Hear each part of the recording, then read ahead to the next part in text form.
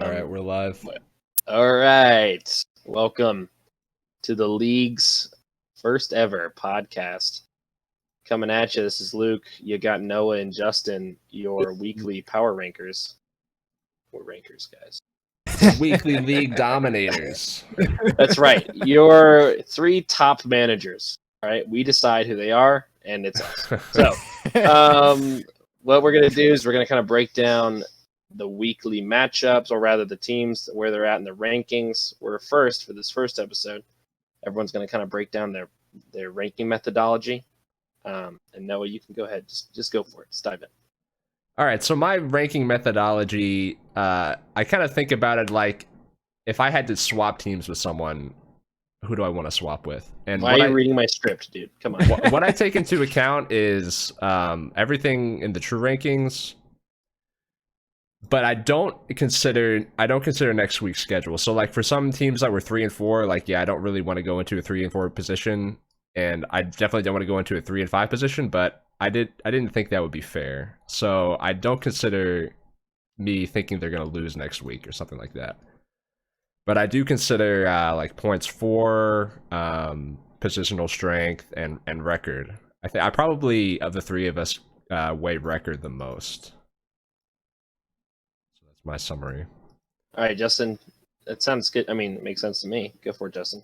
Yeah. So the way I kind of, I do not care about your record. I throw out the record. That's pretty much my method. That's the first step in my methodology, is to kind of throw out the record. And then I kind of try and take a look at the entire roster and see, okay, which team do I think is the strongest? And I'm kind of actually looking to the future of just, I kind of rank it up. This is how I think, this is the strongest team, this is the weakest team, and then this is how I think, it'll all end up. So I'm kind of looking to the future, and I do heavily take into account like expected wins. So also like looking at where I think the team should be, looking at taking out the record, taking out all these preconceived notions, trying to look to see how strong is the team actually.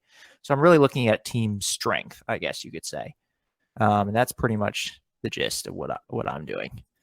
I've got like a conglomerate between you two. Definitely the team swap. Like if I could straight up swap roster, I didn't think about like swapping records. That's a good point. But swapping rosters is like, if I would rather have someone else's roster, they're going to be above me in the rankings. That's how I kind of determine it.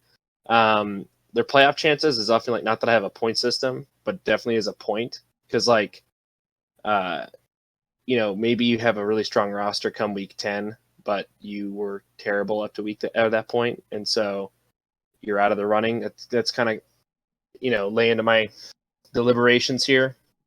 But definitely kind of just team strength. Like, and I know it's my personal like preference too. Like I kind of value running backs more and just total starting lineup strength over strength in a position, but we'll see that when we break down these teams. But generally, I rank purely on I would rather have your roster over mine. That's kind of how I rank them, and how you're doing managing said roster. Well, that's good. So we know that we don't have to speak about that ever again. Wait, what was that, Justin? Sorry. No, I mean, yeah, never again. Never again. So let's dive into the meat of it.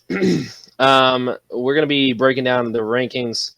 I've actually made a slight error in the calculations here. I have to adjust it quickly. Oh, man. 1, 2, 3, 4. So we go in reverse order, 12 to 1, and the 4 sources are the 3 of us plus the true rankings. Yes, sir. So that's a good point. Aggregated from those 4 sources. No, you want to talk about true rankings real quick?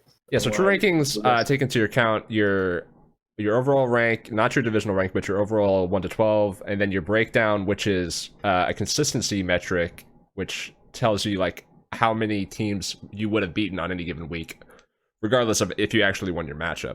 And I think that's a good test of like point volatility. Like you might have good points for, but not be putting up consistent numbers, so your breakdown is garbage.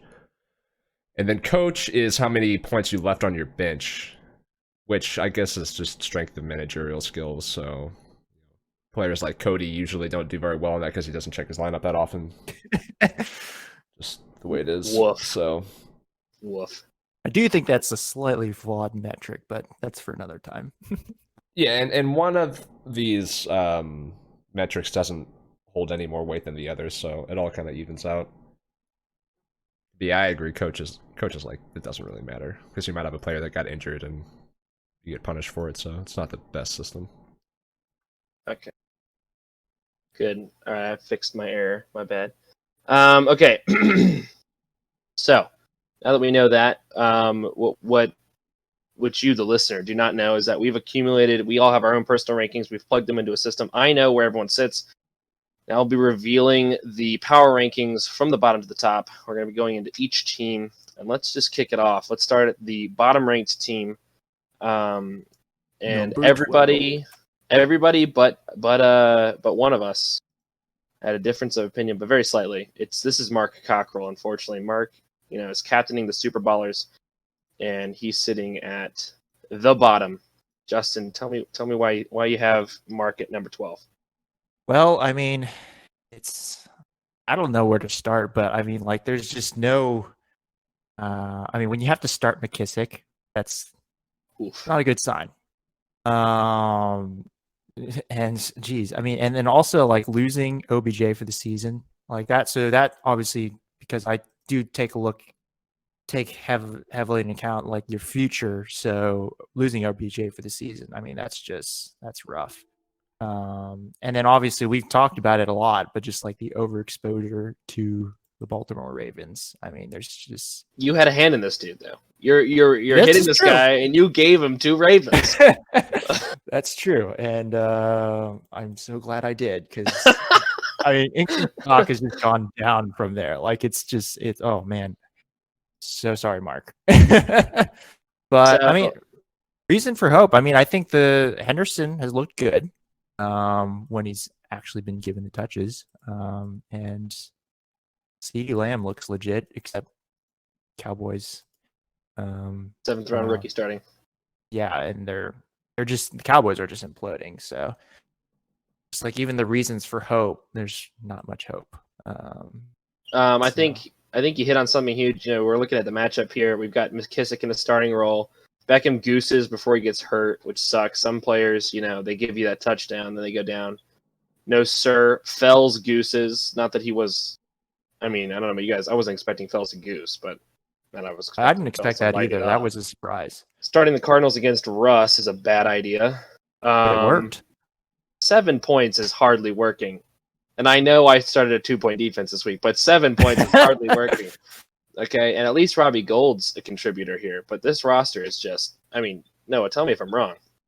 Yeah, I mean, there's no future for this roster, and the injuries suck. I mean, you get Chubb back, but Ravens stock is down. You're going to lose this week again because your Texans are on bye, so yeah. Good luck and consolation. I mean, yes, straightforward. I love it. I don't think we need to talk anymore about that. Like we said, playoff chances nil. And I do want to say too, we're talking about team construction. Going into the season, like let's click back to week 1 and just see the lineup here.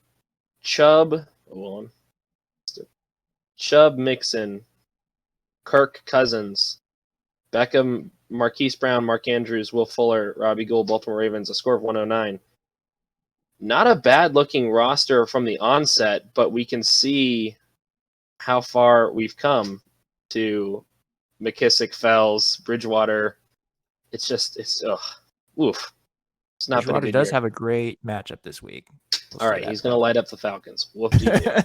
Okay, let's move on. So that's number 12. Number 11 is Justin Thompson. Curious note here, Justin Kobayashi has Justin Thompson at 10 above another team we'll talk about later. Noah, tell me why you got Justin here actually ranked at the bottom. Actually, looking at the teams again, I probably would have put him at 11. But we can make this change. Anyway, continue. The 1-6 record is the biggest thing. Like Michael Thomas is such a huge question mark. If you put all of his best players in and maybe make a nice waiver pickup or two, it's not the worst. But you are 1-6, and like I was saying, I don't want to swap with a 1-6 team because they're probably missing playoffs. Like you have to win out and get lucky at the same time because the best you can do is 7-6. This is the only 1-6 roster, by the way. So I agree. I think Justin Thompson's been plagued by a couple bad lineup decisions too, starting Big Ben over Mahomes in a must-win game. As much as I love Big Ben as a Steelers fan, I just can't bench Mahomes, and you can't bench Mahomes. That cost it a win, right? Cost him a win. And this is, we're looking back here, but even this week he's going in against you, and we'll get to you, Herbie. No, I played him last week. Yeah, you played him last. Oh, yeah. Well, sorry. Yeah, we're looking at this last week's matchup. Sorry. Oh, yeah. And we got Laviska Shenault, Logan Thomas in, Adam Humphries in. These are not guys who I would want to play. Luckily, Thomas has a day, but that I'm looking to start, and it's really because we have a combination like Michael Thomas, first-round draft pick, been a total bust up to this point. There is no other option for the flex. He literally has James Washington, who I guess I might have played versus Tennessee, but he goosed. So Adam Humphries was the right play. It's just a poor bench leading into, Justin Jefferson's a stud, but we find him week 4 off the waiver wire. I feel like Justin really started hardcore playing too late in the season. That if I'm looking at this roster. So I will say, Go for it. and the reason I had him at 10 is Mahomes, Gordon, Connor, Thomas, and Justin Jefferson is a fantastic core. And you really just have to fix the flex and the tight end, which, most teams are trying to fix one slot, Sure. maybe 2. And he's got Tucker in the Buccaneers defense. So, the core is there. It's just 1 or 2 more pieces away, and But the problem is, it is 1-6, and you're out of time. So what? Well, so while we're there, he's missing Logan Thomas this week. He's gonna have Justin Jefferson back. Hopefully, Michael Thomas. But he's playing Josh. We'll dive into Josh in a minute. But what do you have as chances of winning, Justin? Winning this week? This week. Let's see. I'm gonna page over the matchup. Back sure. to me. Okay, we need a tight end, right? He needs a tight end, and he's going to have Jefferson. And he should have Thomas back as well, in theory. Yeah, I'm not counting on that. Yeah, okay. It's gonna be tough. I mean, we'll get to Josh, Jefferson. But geez, yeah, his roster just looks so much better now that Devontae Adams is healthy. Right, and I don't see winning out as a thing for this team. No, it's right. It's exactly what he needs to do. But I agree with I like your analysis. Definitely core. Like I said, I think it's just too little, too late. We have a team that finally puts together, halfway through the season. Okay, that's number 11. Number 10, we're looking at Speak of the Devil, Josh. Which Josh? This is Josh Kobayashi. Okay. Oh, okay. And we have him pretty close in our individual rankings. It's the true ranking that is burying him. He's actually dipping it below a couple teams by a point or 2 here, just because True has got him down. And so let's actually talk about him, seeing as we got, we're already in this matchup. He just blew me out of the water. Thanks. And I called it. I've got him right. Yeah. I could get upset. We'll talk about me. We'll get to me. But, Josh played a good game. He's got Hawk, who's been a consistent tight end 1. And I think that's where I want to start with this roster, because these are players who have been producing, just maybe not the right time, but they finally have begun to click just when he needed them. Going off the Noah logic, he's 2-5. There is a route to playoffs here. And I think, a combination of Ronald Jones, DeAndre Swift, who's now part of the offense, Matt Ryan / Matt Stafford, you play the matchup. Adams is huge. Claypool will bounce back. I guess wide receiver 2 is his biggest question mark, but yeah, this team is not bad. Freeman, he's got Freeman in the flex right now, but he could play a variety of things once people get off bye. He's got David Johnson on bye here, and he's got a winnable matchup this week against the aforementioned Justin Thompson replacements. No, what are your thoughts? Yeah, no depth at wide receiver 2, but if you dodge injuries, you don't need it because you have running backs to go in the flex. Like Andre Swift is trending up. Ronald Jones should be fine. Matt Ryan with Julio is a easy start. And then, David Johnson will be back. So I don't know if winning out is possible, but the roster is fine. Now I was telling Josh, realistically, he needs this is another statistic, is you need about 5 wins and you may have a chance. 6 wins, you definitely have a chance. 7 wins, Yeah, you're 8 wins should probably be in. 7 wins is a possibility. 6 is usually not in. Yeah, and it's possible. Sorry, go for it. And this is what I'm getting at. This is a team that, again, I mean, you brought it up, Justin. Davante Adams has been hurt all year. Imagine if he has this production. If we go back through his games, I mean, he got a win last week. Let's see. 2 30-point games, a game where he got hurt, and then a 9-point game. So 2 weeks ago he plays you. He loses by 11. If he has DeAndre in there over a wide receiver 2 of oh no, wait, hold on. Let me see. A wide receiver 2. Oh, Devontae's played this game. Lost JK. Forget what I'm saying there. But he's going to be the difference maker in these other games, right? Noah blew him out by 40 points. He's got nothing from his wide receiver position. That's 9 points between the two players. Judge Judy, Josh Kessner blows him out. Same deal. He's got 10 points from his wide receiver position. Adams is kind of being the key here. Not that you need to necessarily rely on one player, but it's definitely a difference maker in a team that generally should have a safe floor. You need that one player that can just like go off. Boom player, like Tyler Lockett can win you a crap. Anyway, let's yeah, playoff outlook is bleak, but definitely doable for this team. I like, and his future is quite bright. Because yeah, let's talk about that briefly. Josh is teetering on the edge here. Noah, if you're here, do you hit the emergency power button and swap for picks if you're in Josh's shoes, or do you go for it? I'd see what kind of trades I could make for players first. But yeah, one more loss and I probably would. Yeah, well, we have if you lost this week. The deadline's coming up. It's going to be the end of next week.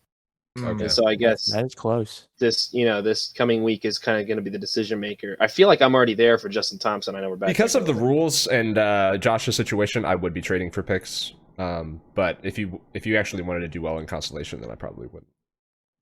And that's something to think about too. Like draft position is, a big chunk of this. Is why we have it linked into our constellation. So you want to try to stay competitive while trying to get ammo for next year.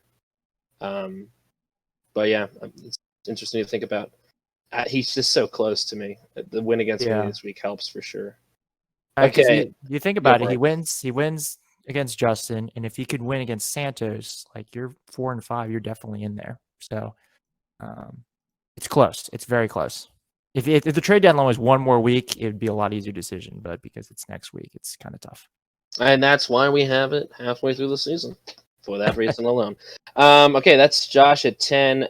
Sneaking in at 9 is the other Josh. We're looking at Josh Kessner. Judge Judy. Tough loss this week against anyway, here's Wonderwaller. It's Santos Man team. I mean, Cam Newton is the big downer here. Loses by 7. Cam Newton's got negative 0.18. If you have any sort of quarterback play, this is a dub. Coming from a game where Kelsey puts up 4 points. Everyone else was there. Kareem, 17. Gibson, 18. Boyd, 22. This is a performing roster. I know it's been sustaining injuries all season, but I feel like this is a team that is just had one bad break after the next. Justin, what do you think? Yeah, I mean, you said it. It's just the injuries. I mean... This roster looks. I had Josh really high before the Miles Sanders injury. He was performing based on expected wins. He was like top 3, top 2 in expected wins. Which I mean, so it was just. But the Miles Sanders injury just kind of threw everything under, and now like with Cam Newton, it's a rough outlook. Noah, what are your thoughts? Pretty much the same. I wouldn't like to swap into this roster. I had him lower than Josh Kobayashi. I don't know about the Broncos receivers. Sanders coming back is nice. I don't know about Cam. He'll probably bounce back. But 2 and 5, yeah, I don't know. Nothing more to say. Looking ahead, we've got Kessner versus a Ken team missing Cooks and Minshew. So essentially missing nobody. And we'll talk about Ken, but it's going to be a tough game. I will say that Josh has got some delicious matchups. If Sanders can play, he's got Dallas. Boyd's got an easily defensively beatable Tennessee. Cup's got Miami. Kelsey's has the Jets. He could bounce back here, but I mean, we're in the same boat that I mentioned with Josh Kobayashi. Is you're teetering. I'm always on the side of going for it, trying to get into playoffs, the push. But if I lose this, if I'm in Josh's shoes and I lose this week, I'm looking at a fire sale, to at least keep me competitive, but to get me locked into next year. Good managing though. I do want to mention this guy's been on it. He's ripped me off several times. Thanks, Josh. And he's been a nice addition to the league. I just wish he wasn't in my division. Okay, that's 9. Any other thoughts on Kestner? Nope. All right. Let's go to 8. Speaking of 8, we got Ken here at 8, chilling. He's dipped a little bit from previous weeks. Noah, I think you've got him. I think I dropped him a few spots this week, and I think that was mostly because I just liked the upward trends from other rosters, not necessarily that he was down. Let me pull up his team real quick. That's Sure. kind of same idea for me. Is not that it's my mind has changed on Ken's roster at all. It's just some other rosters are So starting Debo out sucks. Evan Ingram is probably getting traded. I don't know if he's startable. Carson has his bye week 9. Elliott's trending down. Demo is probably an RB2. So there's some weak spots. But still winning record 4-3, has a good shot at playoffs. Yeah, I think when I look at this roster, I look at a lot of solid contributors. We're talking about that splash guy. Metcalf can be that, but you can see it this week. Without that, we've got 2 players on this roster that go over 10 points, and we're looking at just under 90 points on the week. And that you're not going to win many football games. I know Justin does great work with the expected wins each week. I know Ken is near the top of that, where he's been lucky. We talked about that a little bit, or I've written about that in the power rankings before about Cody. Ken is very similar in the fact that he's won games maybe he shouldn't, and I think that's just because he doesn't have a lot of big players. Demo needs a touchdown to be good. Metcalf Metcalf's been solid. The wide receiver 2 position has been elusive for Ken all year. It was Sammy Watkins for 3 weeks, and now we're looking at an injured Demo Samuel. Tanyan, who was a dart, but you mentioned Ingram. He's been terrible. He tried for Ertz. Ertz is terrible. He does have Gaskin coming back. I think Gaskin's a contributor, but again, not a boom guy. He's not going to go over 15. And I think that's the problem with this roster. If he can stay strong in these non-divisional games, because the division is tough, and try to get a couple more wins under his belt, he definitely has a good shot at playoffs. But I think it's definitely a team trending down, in my opinion. Justin, sorry, you sound like you had something. Yeah, I mean, I'm just looking at his scoring. He's apart from 2 weeks at about 139, and he's never gone above 102 in point total. So apart from 2 boom weeks. When was he at 139 again? Who was he? Oh, he was against Justin. 2 and against you. Oh, it was against me. That's right. Okay, sorry. Yeah, I don't want to trade into this roster. I don't at all. And Zeke is the shocker. I think this is more to do with the offensive line injuries in Dallas and less to do with the quarterback injury. Because I thought for sure his usage would uptick, but he's been playing bad and has not been targeted. Well, the 2 whole targets Dallas last week. offense in general is just going downhill. Yeah. Zeke currently ranked RB3, but it's not going to last. Okay, that's 8. At 7, we got Jacob. Jacob is... Let me throw this one to Justin. Justin, you got him at 5. Me and Noah both have him a little lower than that. What do you like about this roster? I mean, yeah, what I've liked is what I've seen pretty much. I've liked this roster for a while. It's the starting lineup. Obviously, he's been going through some buys, and James Robinson move really worked out.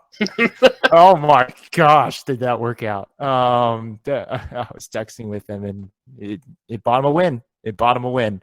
Dude, yeah, I mean, savvy. Russell Wilson, geez, I mean, he's great. Running backs, once Dalvin Cook gets back, and that's really if he can. I think he should be back this week, right?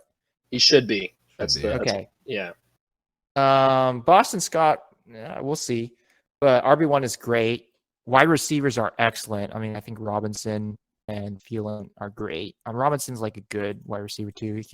He's drafted as an wide receiver 1 probably, but and then Julio and like probably as a flex. Like between those three, they're all like these borderline wide receiver 1, wide receiver 2s. I think it's great. And then Jared Cook is, I think, an underrated tight end. I mean, that starting core, I think, is it's tough to beat. So I mean, that's the reason I've liked this roster is I just think that core when they're all playing together is, and that's the key is when they're all playing together. That's why I have them a little lower than some of the other rosters. But it's really to do with that starting core. I think is just excellent. Hit me, Noah.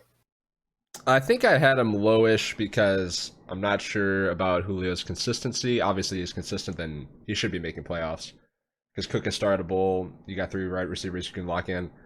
Now, speaking as someone who also has RB2 problems, he has literally no depth behind Singletary. And I don't know if Singletary should be started on a week-by-week basis because his depth is backups. So he has no other options. So at the moment, he should be expecting what Singletary has done, which is between 1 and 5 points. So tied for first in the division, they're all 4-3. I think it's a fine roster. I wouldn't pick it over a lot of the other guys, but definitely, definitely can get into playoffs. I think you highlighted. I make jokes in the blurbs all the time about Kamara's 2 RBs, right? And Cook has been that this year as well. We're looking at his point totals: 21, 16, 24, 27, 17. He got hurt in the middle of that game. Could have had more. And it shows. I mean, look at this roster, right? We have an RB. What was Robinson this week? RB2, the RB1, something like that. And we see a team that performs because Boston Scott is also performing. You can't count on that for Scott. Robinson's going away. Cook's coming back, but you said it right. Singletary is going to get you 1 to 5. Maybe falls in the end zone for double digits.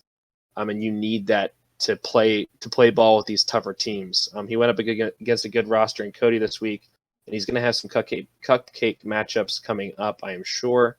We're looking at he's playing you this week, so that's not going to be fun. Not a cupcake. But the week after he plays Kestner with half his whole roster on bye. Literally Kestner's whole roster on bye. Week 10 he's back in his division against Mark. That should be a good game. We just talked about Ken ranked below him. And then Santos to round out the year. So there's 3-4 wins in there, possibly. At least 3 wins, I think he can steal in the next 5 weeks. And then he's sitting at 7-5 ish. That could be enough to push him in. Just need to get in the playoffs. Just need to get in. Right, and then it's anyone's game. You're absolutely right. And I think this roster is the most similar to Noah's in a lot of categories, except for where Noah is killing him as tight end.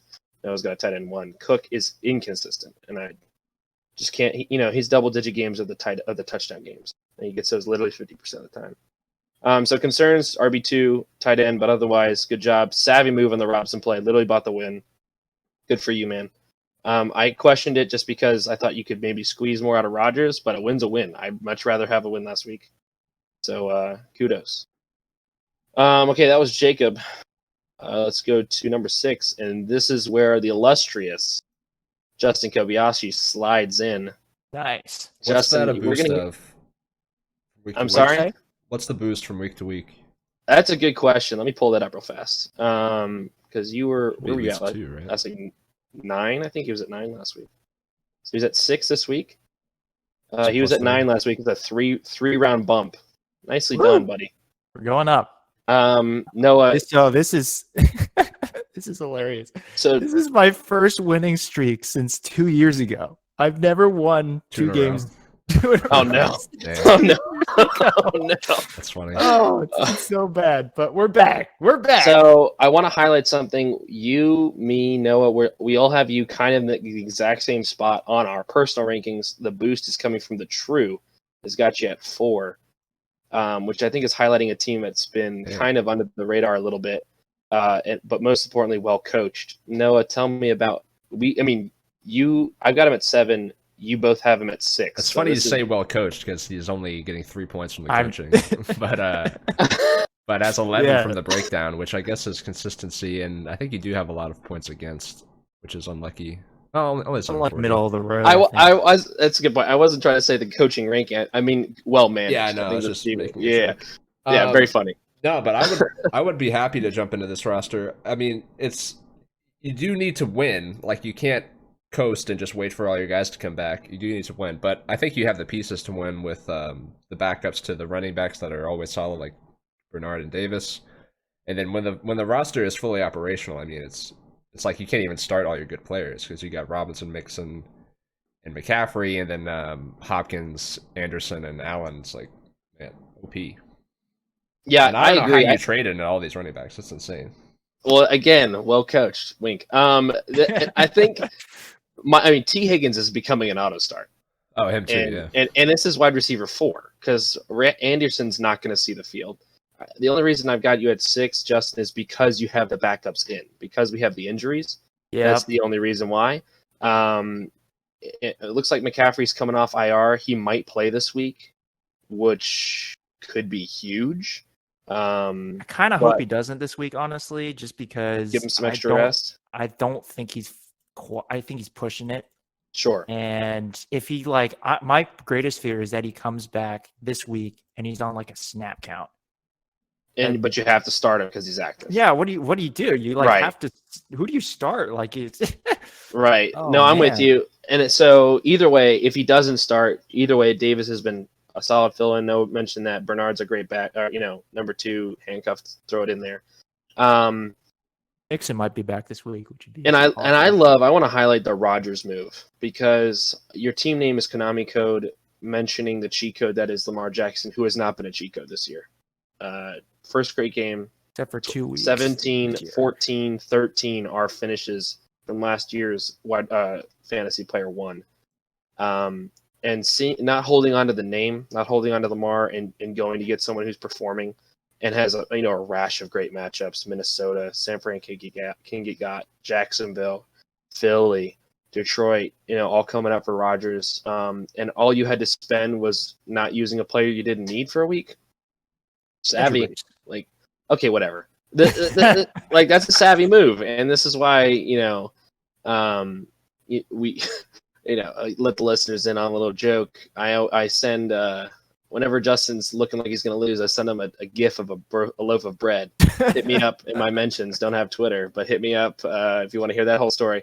And I haven't had to send that because this team is booming. Like this team's on a hot streak. It's coming back. I'm liking your chances here. What do you want? You have anything else to add? Oh, really tough matchup this week. I think this week is my toughest matchup going forward. I think I have Hopkins and on bye. All the other weeks, I don't really have to deal with like a major. I think week 9 I have to deal with a bye. With Mixon's on bye, so that means Higgins too. But I get Robinson back, so this week is probably going to be my toughest week. Don't worry, Cody won't set his lineup. He'll be fine. But the problem is, like you said, Noah, is the problem was with last year was my roster took a while to get going. So, and this year it's kind of the same thing. I think it's gotten going like maybe a week or 2 earlier, but I need wins like ASAP. Well, I think you're in a good position. Speaking of 3 and 4 teams, let's look at our number 5 team. It's the Fresh Prince of Hell Air, and I'll let you guys start. I have a short rant cooking, but I'll let you. No, go ahead. You can open it up. Go ahead, Justin. What you got? I mean, when I was looking at your team, Luke, I mean, what I wrote down was just, I mean, I think it's the deepest roster in the league. Problem with that is that who the heck you don't really know who to play. Like we were texting about what was it, Mike, or we were talking about Mike Williams, DJ Moore, Deontay, and Darius Slayton. It's like, good luck. Like, I don't know. Like some weeks it'll be easier than others, and that's just kind of the trouble with that. It's a good problem to have, but it's tough to work around. I mean, Kyler Murray, geez, like he can carry your team. I think the only worry is that, Hilaire, we'll see what happens with that. I mean, it wasn't good for that first week. I think his snap count like dropped by like 50% or something like that. No one on the offense really performed that game. It's a weird game. We had 2 defensive special teams touchdowns, but this is true. But it could be a narrative too. Like it definitely could be there. Because like it was the first week that Bell's on the Chiefs, so it should be in theory his like the best for Hilaire while that Bell is there, and I don't know. So that's the only I think but having Edmonds and Drake, I mean, Drake going down in a sense, like you get a better running back. I think Edmonds without Drake, like, because it's just one mouth to feed now. So in that way, I think you get a better running back. But Eckler will come back at some point, and at that point, I think it's going to be just fine. I know. Let's hear it. The only thing I really have to add is that I had Luke lower than Justin, and I think it's just because on most positions I would rather have Justin's roster. Same record. But it's push for QB. I would take Justin's running backs 100%. I would take Justin's receivers 100%. I think Jonnu will bounce back. He seems to be having a breakout year. I don't know what the last 2 weeks have been about. But yeah, even with Eckler and even with Edwards-Helaire of weeks 1 through 5, I would still rather have Justin's roster. So we'll see which one of you guys makes it out. It'll probably only be one of you since we're all in division. But yeah, it's gonna be a bloodbath. It'll be good going. Which makes our matchup in week 11 all the more important. Yeah, quite a matchup. So, I like my roster. And kudos to Josh for playing a good game last week. I am so pissed at myself for.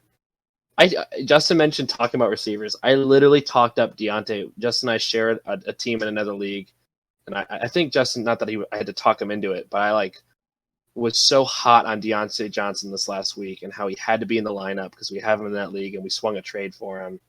And being a homer scared of the outcome of the game, I benched him because I was like, this could be a disaster as a Steelers fan, and I just need to trust my boy. But it's just so many little things. I make a trade to get a new defense because I know the Steelers defense is going to go against the Titans. I'm literally sitting in front of the Slick Skins defense or the Cowboys. They're playing each other. And I thought, you know what? Dalton maybe has a bounce back game this week. Maybe he's got 2 weeks of. And I play the Cowboys, and the freaking Skins score 17. That's a dub if I play them. I already talked about Johnson. If Todd Gurley doesn't score a touchdown, Stafford doesn't throw the touchdown to Hawkinson, that's a 12-point squid. I win there. There are so many stupid little things, and I couldn't get any of them to fall my way. Much rather be 4-3 than 3-4. Eckler coming back would be huge. I just don't know. Similar to your CMC question, I don't know if he comes back on a snap count too. That's my big concern. Hilaire, I feel like his ceiling's tapped. I agree with you about Edmonds. Not that I'm rooting for people to get hurt, but I think Edmonds is going to be awesome. And I like my receivers, especially, Lockett. Not that he's going to go 45 every week, but the potential is there. He can be the 19 target, totally. 15 catch, 200 guy. And to balance that out with a consistent player like Deontay Johnson, DJ Moore, one of those guys, if I can start our three, if I can get healthy and start all 3 running backs, and I like Fant's big play potential. I know he had a weird game, but again, we had this Kansas City Broncos game was snowing. It was just a weird game. So I'm not really worried about that. And if he doesn't pan out, I have Hurst's floor sitting on my bench. So I like the roster. I need to make better decisions, apparently. So frustrating. So freaking frustrating. I've never been that frustrated with a fantasy football game before. Like last year in the championship, everyone dudded. I couldn't really get mad at myself because like the team just failed. But I failed my team, and I feel bad about that. They really tried though. They gave did it their hardest. They tried their hardest. I thought you had no chance, and then halftime. I'm like, oh no, I no texted way. before the Cardinals Seahawks game. I texted GG to Josh because I was sure he was going to win, and I literally almost put Drake in just to be like, good job for you, or not Drake, Edmonds. Like I'm going to play the lesser of the two just to give you the W, and I would have won the game if I'd done that. Like so stupid. Anyway. Enough. There's my little rant. Enough about me. Okay, that's 5. And yeah, I do want to point out, me and Justin are around the same rank. True and Noah have me lower down more in the mid tier, and I could see that. I know I just like my roster a little more. We got Sam at number 4. Really? Something Wong. Sam at number 4. So a drop of 3 is again, right? Was he 2? Or was he 3 last week? Sam was 4. He's stayed put. Yep. Oh, okay. Stayed put. And Sam at 4 is the shocker. Justin, I want to throw the bone to you first. You have him at 7. I've got him at 5. Noah and True have him at 3. Yes. So to me, this is the team. I love you, Sam, but this is the team. I think the alarm bells are going off for me. Whereas, for expected wins, Sam is 3 wins better than expected. So that's pretty large. That's the largest we ever had last year. So that's a lot. He's averaging, the average point total since week 2 is about 100 points, which is not great. And the next 3 weeks, I mean, it's pretty brutal. It's you, Luke, then it's me, then it's Noah. So to me, I mean, he's 6-1 now, but check it in 3 weeks. I would not be surprised if this team is 6-4. And then he's got Cody after that. So now you look at the roster and you can kind of see why. I mean, Jacobs has been kind of hot and cold. Woods is okay. Tyreek Hill's kind of been a little hot and cold as well. Tight end is a mess. Where Jonathan Taylor hasn't quite lived up to it. Quarterback, he got Breeze, so that's could help things, but I don't see the ceiling on this team, to be honest. Got a good floor, but I don't know about the ceiling. No, what you got? Yeah, it'll probably continue to be streaky for him, but I mean he's 6-1, and that's 2 more wins or 3 more wins than either of you guys, and I think 2 more wins than Santos, who I had just below him. And like he just needs 2 more wins out of his next 6. Yeah. So he should be making playoffs, and that's why I would take the assurance of making playoffs and then hope Tyreek gets hot, because he has not been Tyreek of old, and maybe that'll change, or maybe the Chiefs will just continue to run the ball. But if that happens, then like maybe he can win playoffs. But the 6-1 record is what has him so high for me. Yeah, and that's what's bringing me up on my 5 for him. I love, and no, Justin, you said it. His floor is so good here, and what was kind of pushing his floor. I mean, the Jacobs game in week 1 was awesome, but having that big, huge game from Dak every week, where like Dak's going 40, 45. Burrow had a great game this last week, but then it was accentuated by a rash of players just not living up to expectations. Wins his game anyway against Ken. 90 to 89. I talk about 2 underperforming teams. Can I play either of these guys? Like good lord. Wins his game 90 to 89, and just like we're talking about, Jacobs 4 points, has to play Gore because there's no depth behind Taylor. No one wants to play. Maybe you do want to. He's infinite. Frank Gore is infinite. Maybe you do want anyway. Joe Burrow 33. Hunter Henry 3 points, needs to get in the end zone. Fulgham's been a nice add as a flex. Having to play the Giants against Philadelphia. It's not great. I will say Sam, as opposed to future leagues or years. I think he's doing his best job managing I've seen in a long time. Really had a good game plan in the draft. Had some nice, the Marlon Mack injury helps Taylor a lot to be at least a nice 12, 13.4 guy. But I think if I'm Sam, I got to make some moves to try to boost my roster a little bit. Maybe spend some draft capital. Like you said, Noah, I'm probably making playoffs.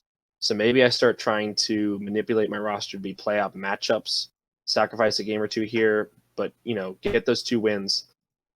And try to get some juice because you don't want it to be one and done either. I think that's going to be the big problem. This is a roster that can easily make it and then just get bounced.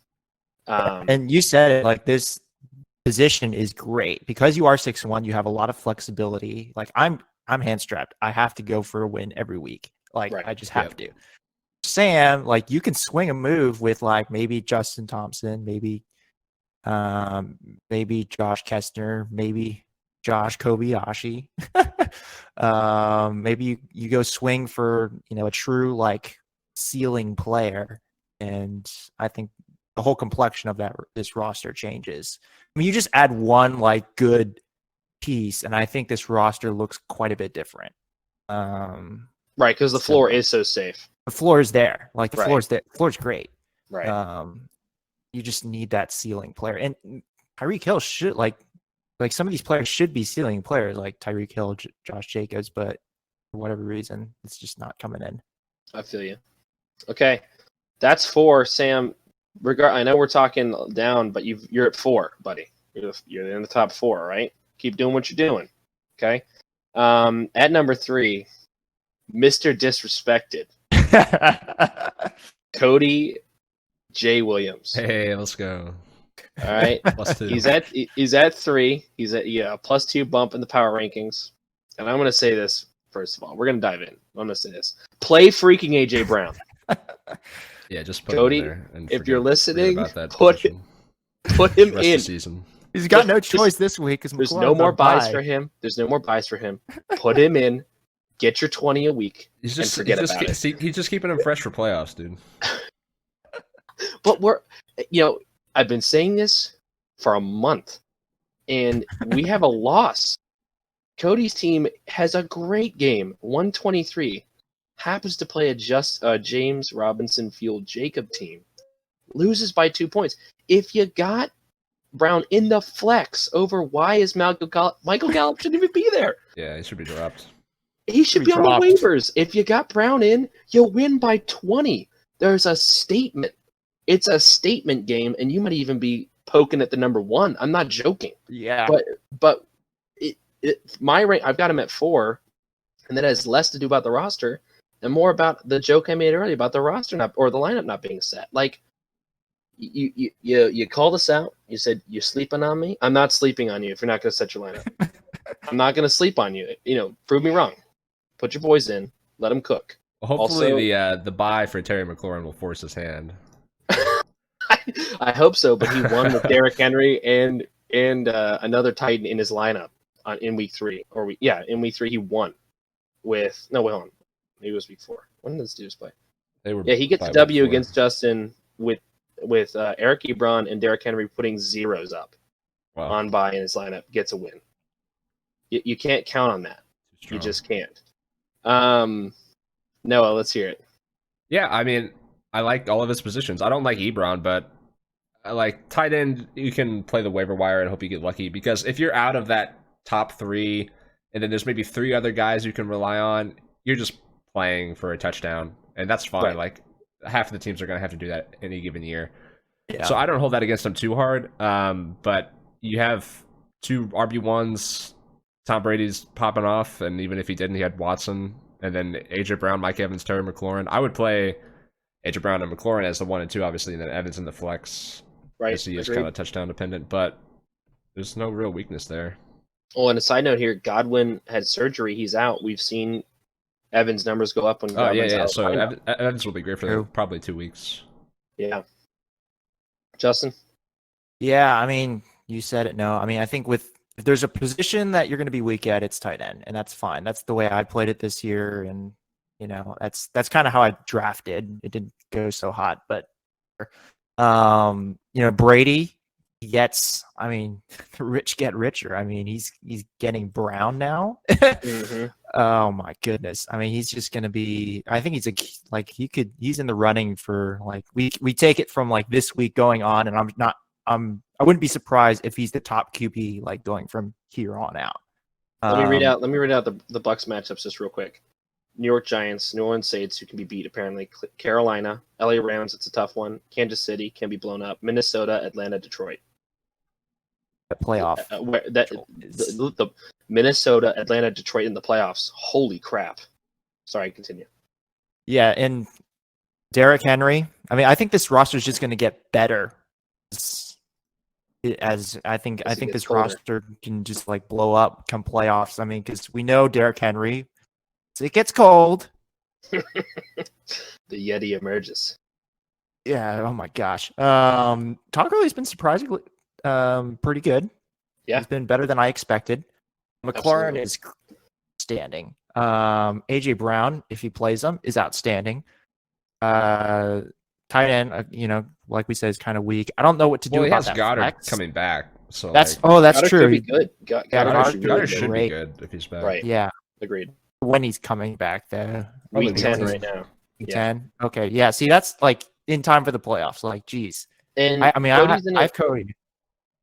I have Cody at 2, so I think this. I wrote is I think it's when healthy and come playoff time. I think this is the best roster. So I've got Cody at 4 just because of his lineup positions. He's out of the top 2 because of his true ranking. Is at 8, which is because you're not playing your best guys. Yeah, what's this coach? 1. What the heck, man? Probably not bad though, because I think it is second worst. Yeah, second worst. Yeah, set your lineup. You'd be number 1. I'm not joking. The reason for concern though is I think he has the least points scored against. So, but I mean, yes, absolutely. Like least against, but also he's putting up numbers. He should have a lot more points than he already has. Like he could be competing for number 1 points for. Agreed. True. Agreed. And then, like we mentioned with Sam, Cody's at 5 and 2. He's in a great spot to if he wants to make some moves. Not that I think he needs to. Don't you know what I'm saying? He needs to. But if you want to try to go for a tight end, kind of if you adjust or maybe you do like a positional just because you like the playoff roster, the playoff matchups. I don't know. I'm saying he's got the flexibility here because of his win-loss to kind of do whatever he wants as long as he keeps setting the lineup. But did I mention he has the best kicker? Yeah, Randy Bullock. Week 1 pickup. K1. 10, 13, 12, 17, 3. Okay, 12, 10. Beautiful. He's only gone below 10 points once. One time. That's a great advantage. Joe Burrow. All right. We're at the top 2 now. How you guys liking this so far? I'm enjoying it. It's going great. Yeah. All right, number 2. I think this was an obvious one. But anyway, here's Wonder Waller. Santos holding down the fort at 2. Still at 2. Still at 2, 4 and 3. Looking at the rankings, it's 5th overall. I've got him the highest. Noah's got him the lowest. Drew's got him at 2. We're literally 1, 2, 3, 4 in our rankings, but I like him. I like him at 1. I'll just go because I think the roster construction has just been spot on. Yeah. Tannehill, Allen as a 1-2. You pick your matchup. Beautiful. He's got the handcuffs for his RBs. The one he was missing was Jamal Williams. Popped on waivers, scooped him, played him 19 points. And Jones shouldn't miss a bunch of time. He was just literally 1 week. Still gets to play him. Cooper and Galladay, maybe not so spectacular as we're hoping, but when you're flooring at 10, 15 points, not bad. Darren Waller can be the tight end 1 any 1 week. He can have some lows, but I think he's under 10 twice. He's in a 22-point game. Fantastic. His biggest question mark for me is special teams, defense, and the flex is huge. He's got Corey Davis in here. Now he can kind of mix in. He picked up Kirk, played him. Kirk's been having some good weeks, and he could ride Kirk out if Kirk stays hot. But I think if I'm Santos, I'm trying to maneuver. I don't want Mostert. I mean, I made an offer. Peel back the curtain here, behind me. I made an offer for Here we Mostert go. just to try to flip him to Noah. I had no interest in him as a player, but I think if I'm Santos, I should try to move Mostert, who's been inconsistent because of injury. Try to get someone who's a little more solid to be in my flex. But there's no other weakness here, I think, in my opinion. Noah, what do you think? Yeah, make sure Santos listens to this episode, okay?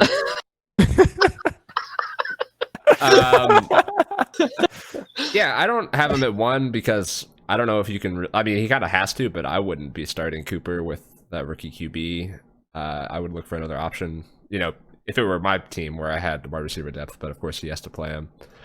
Waller's in that second tier of tight ends where it's an auto start, but he may not be putting up top numbers every single week. Yeah, Jones and Hyde both have that ceiling play, and they're always going to be solid. Tannehill, you could probably just play him every week. I don't know if you even need Allen. And then, yeah, I mean, if Mostert's back, he's a fine flex play. But, you know, having an issue at flex is not the biggest problem to have. Right. So Yeah. he's 4-3. I think he is tied for the division. So. Yeah, Santos or Justin, what do you think? Yeah, I mean, not much other than what you guys have said. I just, when I was looking at it, I just think this is a really well balanced roster. Off what we said with well constructed, I think Santos has done an excellent job of just knowing that it's a season that, you know, with COVID, the uncertainty and series we've had, I think he's done a great job of turtling up, so to speak. I mean, with he bought into 2 really good backfields where, you know, the line of Clear-cut starter, clear-cut handcuff. Yeah, clear-cut handcuff. Right. Honestly, the way I wanted to build my roster, yeah. Well, I mean, going into the draft, my target was Carson because of that handcuff situation, and then Santos took him. 13. Never had a chance. Oh man, never had a chance.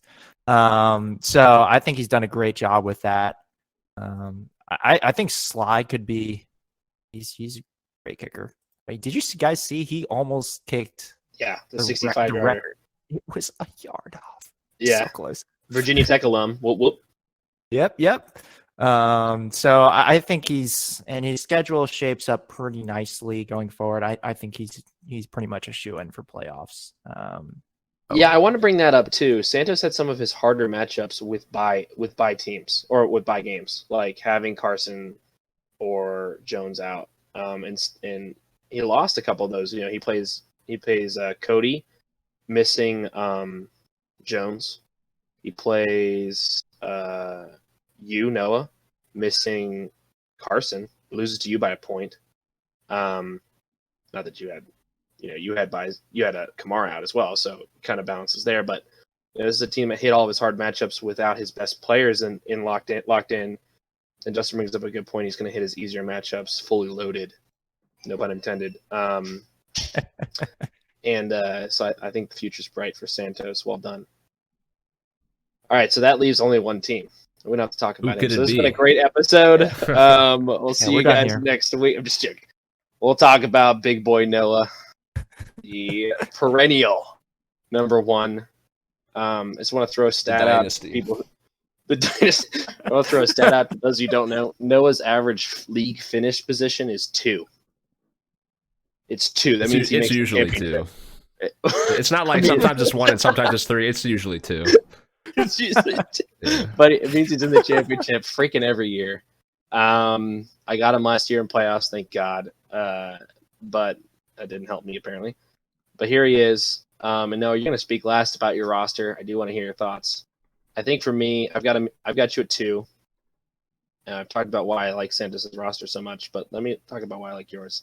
Justin Herbert is locked in it as a QB1. This looks so good. His Passes third the eye test.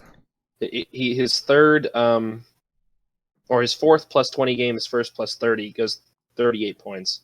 Great matchups coming up: Denver, Las Vegas, the Jets, Miami, Atlanta, Las Vegas again. Just delicious. Juicy. Kamara is going to be the RB1 of the year unless he gets hurt. No question. Diggs has been a surprising play. I think he's on the downturn, but that's okay because you have Ridley with Jones back. So Ridley's back. Kittle's a top 2 tight end every week. Godwin is a great flex. Unfortunately, he's hurt. But you got Crowder coming back. He's a one-man show there. I don't think you're going to be hurting for a flex play. My biggest concern is the RB2. I thought McKinnon was going to be the guy. He's not the guy. And Strangely. Wilson is out, but I think it's not going to be McKinnon again this week. I just don't think it is.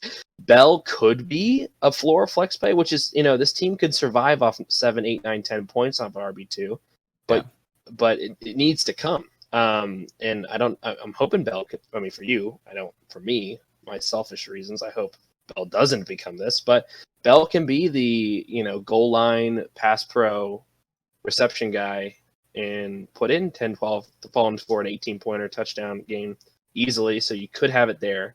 I don't think you need to world beater at 2, but it's a concern because after that, Damien Harris is a nobody. It was a nice dart throw, but I'm not believing that. Murray's a great handcuff, but that's what he is. You can't count on him for weekly production.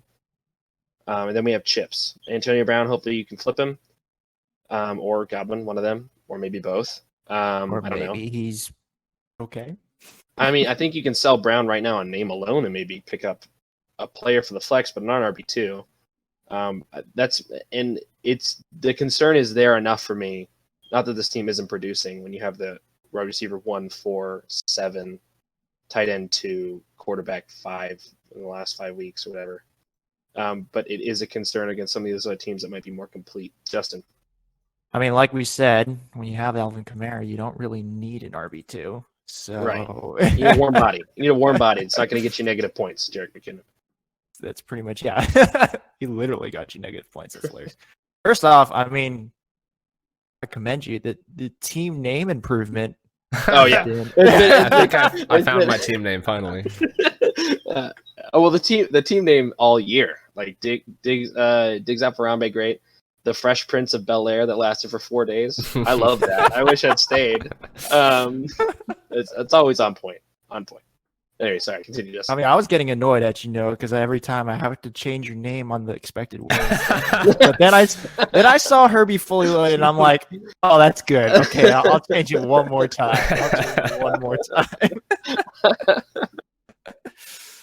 I am 2 wins above expected wins, right?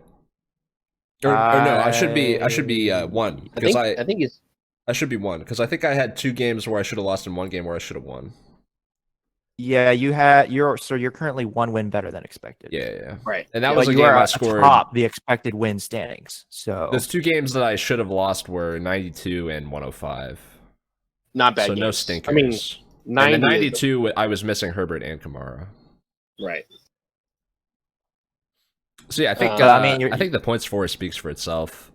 And yep. I definitely do have RB2 issues, but I have depth, and this is I don't think this is homerism, but I'm not out on Harris yet because both of the last 2 games the offense has been absolute trash.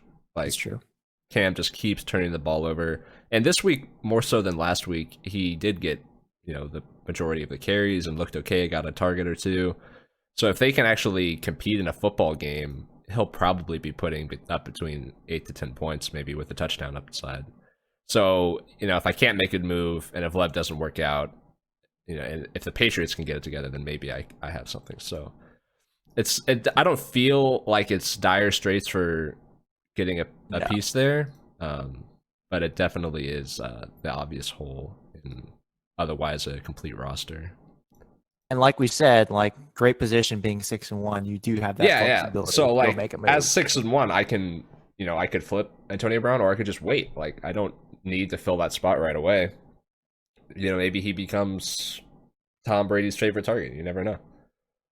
And it helps you. You could maybe push a Diggs or a, someone else. Because I know for me, and I know I'm too trade happy. I know that's my weakness. I just love trades, even if it's wheeling and dealing. I know that's my game. I just set the trade record for the year with the Tanyan move. Really? We're 13. It used to be 12. Now I'm at 13. So don't do it as much as I do it because I think it's just I'm an addict. But I think if I was you, I would definitely, because the flexibility, because the roster is so deep at receiver, like crazy deep, I'd be trying to move to at least get some sort of contributor sooner rather than later, even if it costs you a game or two, because you're going to make playoffs. Yeah, virtually And locked.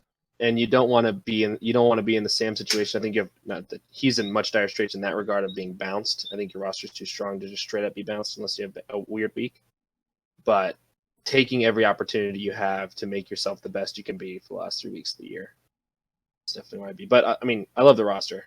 I purely do like Santos is better because of the consistency. Is just how I like to build my roster, and also I have you below him just to kind of poke at you because it's fun. Just because you're 1 everywhere else and 2 on mine, and then I hear it like, oh, come on, bro, like what the so there you have it, 12-1. I feel pretty good about those. Any outstanding comments about anybody? If we want to, you want to take a peek at the next week's matchup, I think we have a lot of must-win games. I got to beat Sam here. Sam can afford the last 2, so Sam, how about you just bench everyone?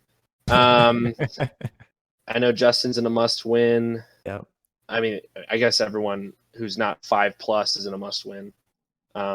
What's your game of the week? I think for That's a me, good the game of the question. week is Jacob and Noah. Why?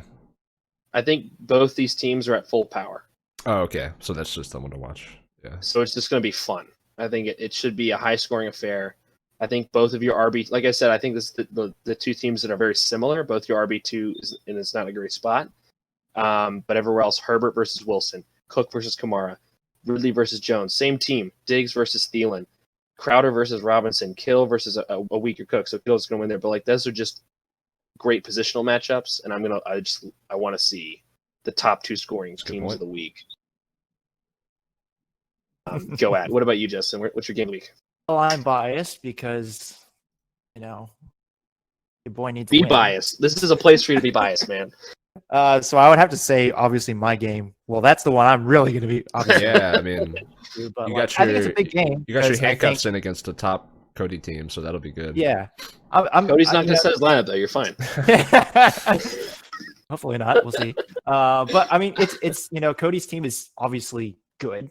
My team has been resurgent, so I think this is the first week that I get to go up against like a legit good team, or not to say that everybody else hasn't been legit, but like a team that's been scoring well. And one of the knocks or one of my weaknesses I feel like for my teams is I haven't been able to win that big game. So I think to me, it's very interesting to see what happens when my resurgent team goes up against Cody. I think that'll be a good litmus test. And if I win, I think that's, it puts me in awesome position. I mean, if you had told me I would have been 500 when McCaffrey comes back, I would be over the moon. Absolutely over the moon. So, no, what do you got? I think it's Justin's game, and because I like Cody's roster, and if Justin gets to 500 and I lose, which is a possibility, then he'll only be 2.5 games out of the division lead, which I do have a stranglehold on right now. So hoping that goes my way, but it should be a good matchup.